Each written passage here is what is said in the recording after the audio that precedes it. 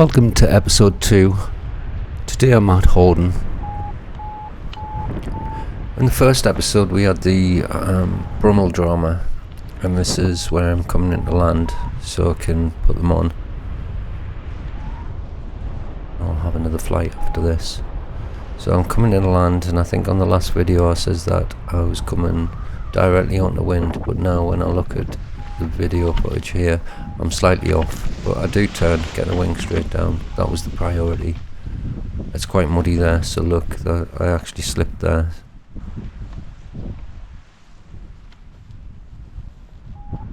I'm putting the Brummel on there, and what I'm going to do now is I'm going to kite the wing up. I'm not taking it too far up because remember the power zone's above us, and it can be quite turbulent here when the wind sort of does its rotor thing off the ridge. So what I'm going to do is I'm going to kite it over the mud. There's a muddy channel down there, so I'm using the A's and the C's. I'm going to 1, 2, 3 lift it up.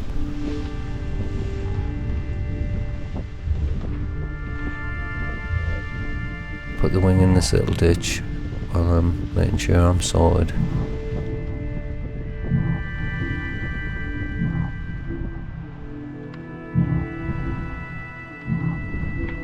All I need is a little bit of the trailing edge exposed, so it'll catch the wind, and when those cells fill up they'll make the other ones open and they'll fill up, and then eventually the whole glider will be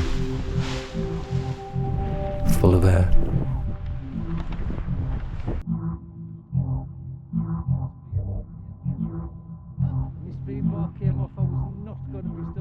Yeah, so I was just telling him about my speed bar, and he tells me about the Brummel covers, which he swears by his. He's never had a problem with his, and I had loads of problems with mine. So yeah, I'll get some of them.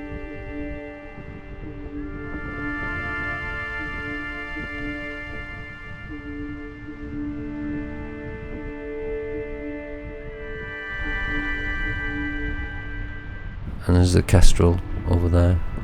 So there's a lot of wildlife down here. It's great, you've got to watch out for it.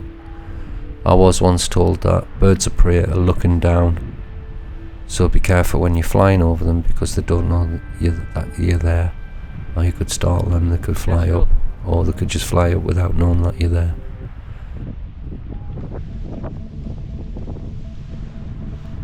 I'll just use it as a little rule anyway, and try and keep away from the animals. So here, using a little bit of the trailing edge to fill the glider cells, and then A's and C's, so nice and slow. And it's a little bit turbulent on this corner because of that little lip, so you got to do as little as possible, try and get the glider to fly. And you can feel it through the harness when it is moving forward.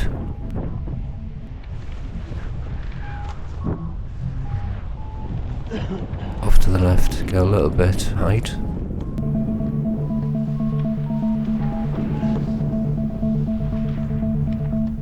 Have you seen it yet?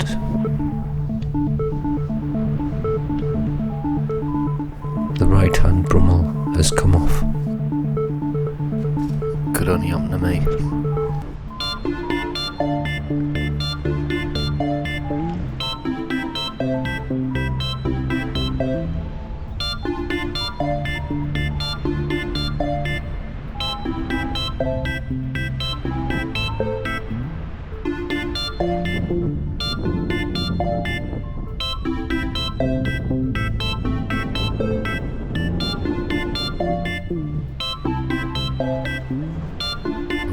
Across this gully again. Remember, it's keeping it to the front of the gully, tight to the front of the gully, because there's a little lip on the bottom anyway, so there's a tiny little bit of lift coming up, but you don't want to go into a gully. There's a venturi getting drawn up there, so you've got to stay on the front end of that venturi and not get blown into there.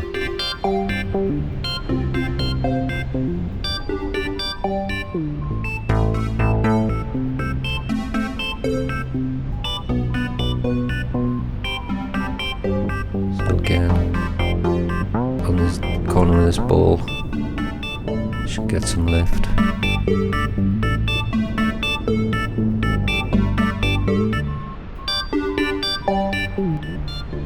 And right at that point, I flew through some wake. And what wake is a trail of turbulent air that you leave behind you.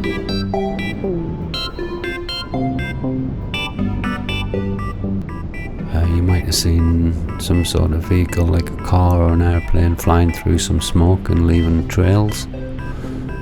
It's like the same type of thing. It really depends how fast the glider is flying as well, to how fast and violent the wake can be. But sometimes it can be quite scary and unexpected. And sometimes you can also fly through your own wake, which is quite interesting. It's a nice view here of the cove.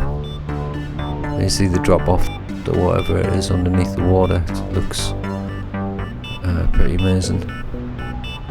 The only thing that's spoiling it is that pile of rubbish there on the right hand side. Terrible.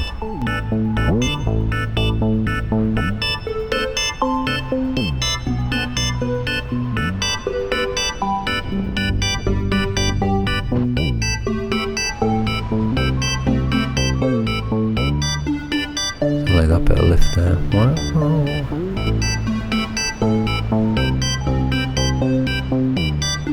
You've got to actually imagine where the lift band is sometimes, and because the wind can be weak or strong, it depends, and that shifts the lift band inwards, outwards, upwards, downwards.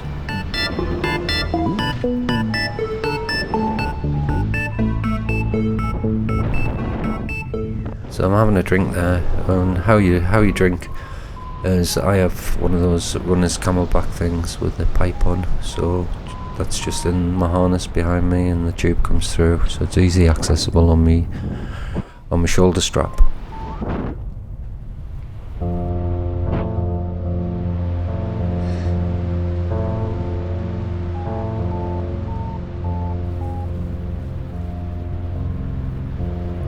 So again, you can see all the I suppose embankment down there. All of that was cut off by some industrial process, whether they dug coal out of there or they've took minerals out of there. They've took something out of there. You certainly see iron on the left hand side on the beach, on the rust.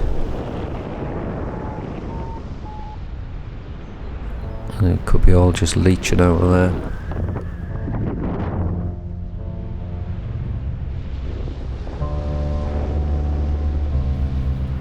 There's a lot of history happening down there.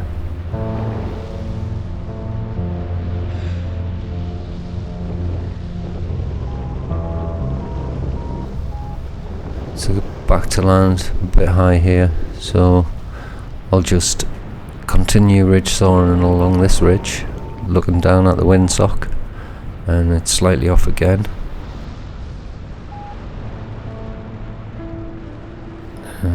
Pulling out, because if it's slightly off, the wind's going to be hitting this peak a weird angle, and I want to see if there was lift off it, which there was.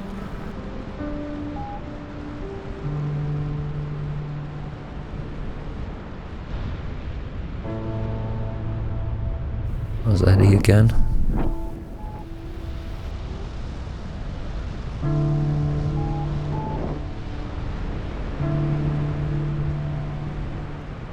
So I find these ones where they've been cut off the bottom, like a sheer cliff edge on the bottom, and then they have this ramp style up.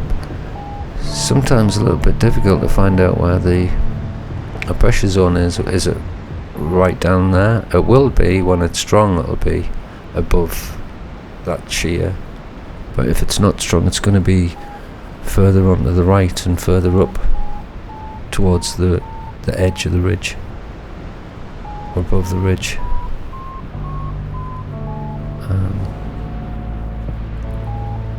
So I'm sort of, I think,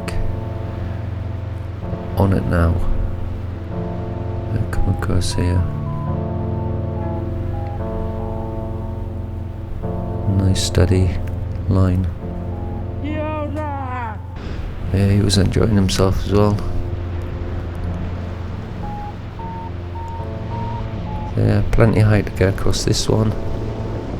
Again, the rails don't go too far in. You can see I'm pulling the left hand side round a little bit, so I'm going into more of a crabbing. And then I know I'm across, so I'm leaning back in to search for the updraft, basically. The ridge lift. And what we have here as well is this, we can observe rules of the ridge, rules of the hill. I have the ridge on my right hand side, so therefore I have a form of priority. You can see both of them have pulled out to their right and let me through. That rule seems to differ when you go abroad, flying with foreign pilots. Not always stick to that rule, so sometimes best to have a chat with people before and find out what they say. What's your rule on the ridge? It's normally all the same. Most of the Europeans sort of the same rule, but you know, some people are not taught it, which is a bit scary.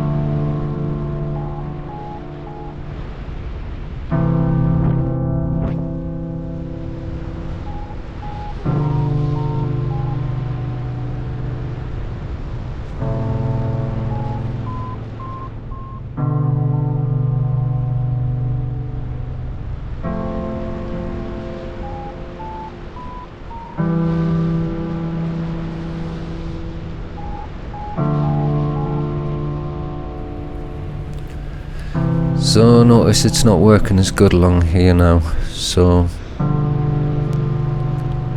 it's getting on in the afternoon, and what normally happens is, you know, it peaks during the day and then it dies off.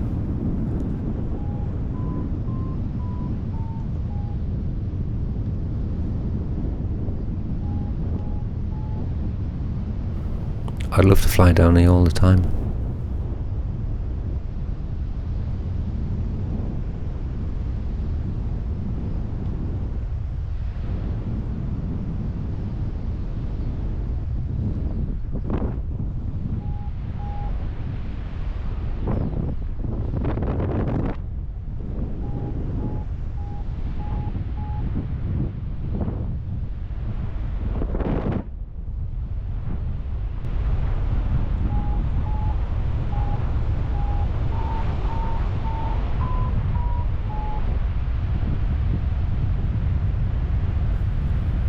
And you get the sea air.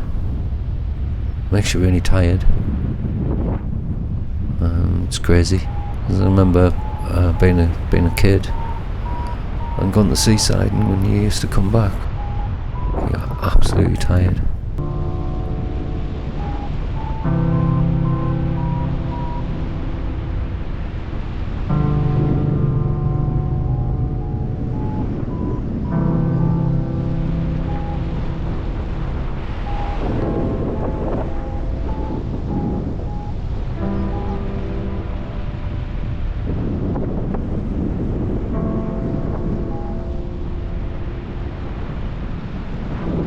So here's the rules here. I've got to turn out. Got to give him priority because he's lower.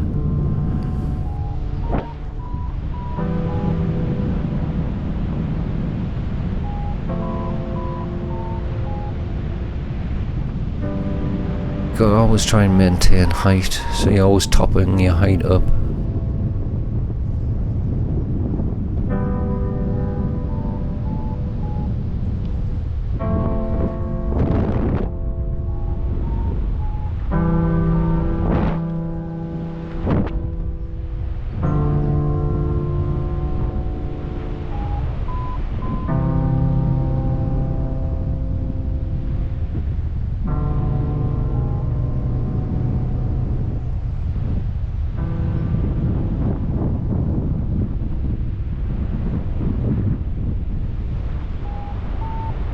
Flew round that corner to the north there, and round to the next cove.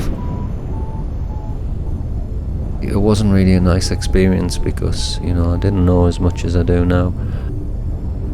I'm using this as a training ground, just this strip here. I'm not really interested in going on these massive journeys.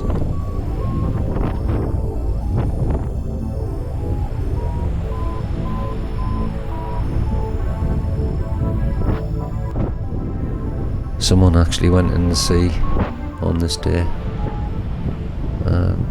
north as well, towards Sunderland. It can be a dangerous thing, but even with the speedbar thing going up, you've got to set yourself a task of getting back or doing something about it. So, and in between it, you have to avoid other people, taking off and landing with the right amount of height. You're avoiding obstacles, avoiding people, enjoying yourself at the same time, and that's the main thing. Look at you! Look at you! I think having a task is very important to me for my progression. So it's going to help me to know that these little things are achievable, and then I can combine them all together, maybe in a bigger flight, a bigger adventure.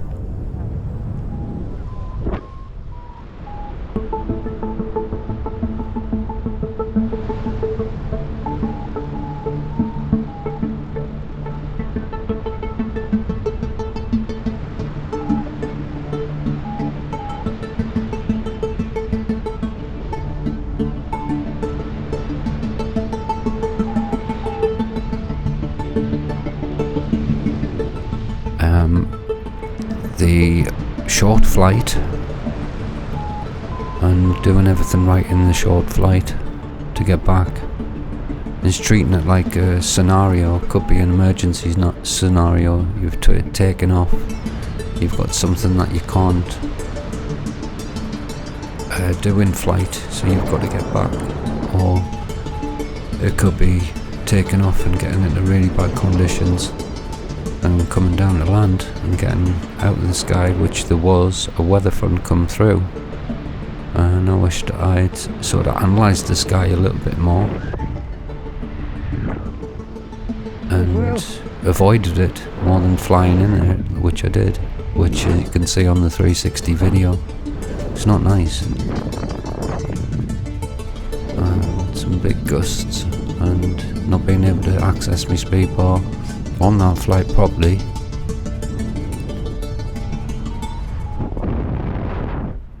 I wouldn't say it was a scary situation. It was just, you know, it's all task and you know, by this point as well, coming into land, you know, your mind's tired, your body's tired, your mind's tired. So you've still got to concentrate. You've got to keep your concentration levels all the way up. You've got to keep your awareness full. I'm watching that guy, I'm watching him. And I'm also trying to work out how to get a little bit lift in this bit without doing too much.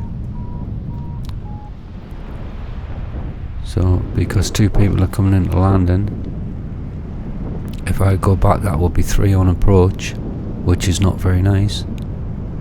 So used the height that I had to get back over here to top up again, and then come in for another approach.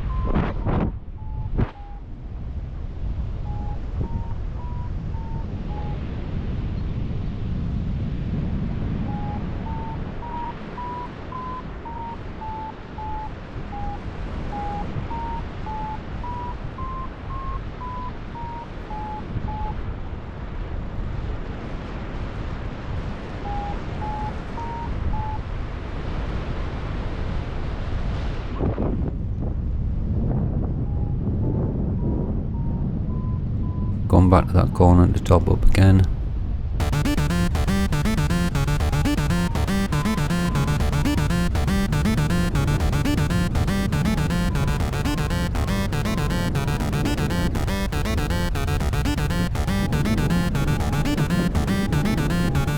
And this is what you do, you're topping up all the time.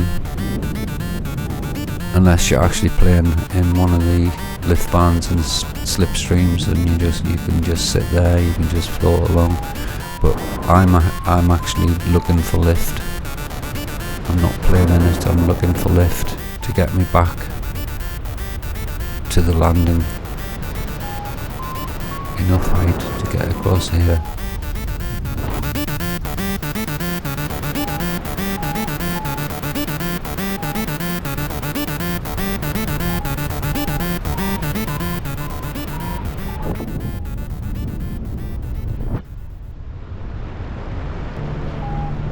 You can see the remnants of the weather front in the distance there. The clouds that it was kicking off over the top of Mask Cliffs. You could see it all shooting over the top earlier on. And then if you get a view to the north, which is behind me now, you can see where it passed Sunderland. And obviously we were flying in the middle of it when it was passing, and it was creeping its way up the coast. It was all in real time, it was great, and it did pass. Leaves you nervous though, flying after, thinking you're going to hit some more of that type of weather. When it comes on, it really comes on, and you have to be ready for it as well, and you have to understand that it's coming on. I didn't see the bigger picture, and I should have seen the bigger picture. I should have seen the weather front. I knew the weather front was there. I'd seen it on the weather forecasts, I'd seen it on the charts. I looked for it and I thought, well, while that's there, it's going to be quite strong and on. I didn't think about something that was passing up the coast that could be, you know, quite horrific.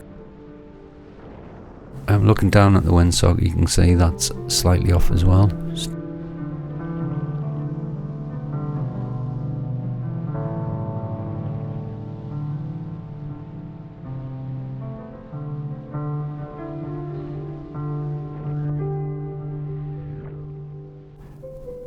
Last bit of lift,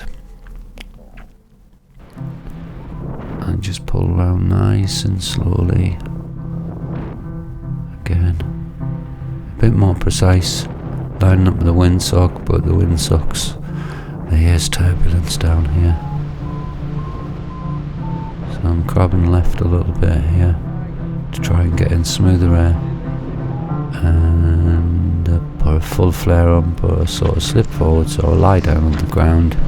I didn't actually fall over, I actually purposely lay down, because I wanted the wing to be fully disabled and on the ground, so it wasn't going to flap up, get muddy, drag me across, hurt somebody else. No thank you.